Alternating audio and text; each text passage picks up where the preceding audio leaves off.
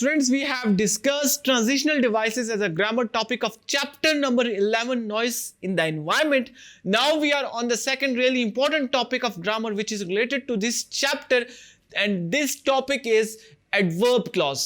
पिछले chapter number 10 में हमने इजेक्टिव क्लॉजेस को देखा और हमने ये कहा था इजेक्टिव क्लॉजेस और the group of words act as a adjective, कि वो ग्रुप ऑफ वर्ड्स हैं जो एज अ इजेक्टिव वर्ड्स काम करते हैं। यानी कि इजेक्टिव का काम क्या है कि नाउन या प्रोनाउन को मॉडिफाई करना या उनको डिस्क्राइब करना। तो कुछ ग्रुप ऑफ वर्ड्स हैं जो ओवरऑल ये काम करते हैं।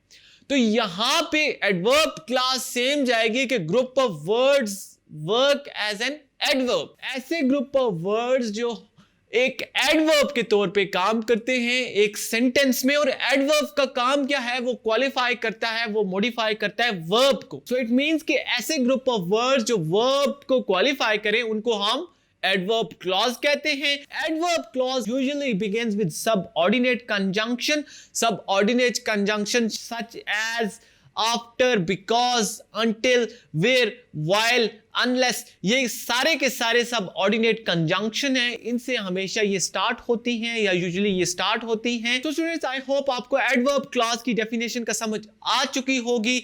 My name is Sadar Hamza, I am your English instructor from tutoria.pk। I hope you understand this chapter really well. Let's move to summary of this chapter.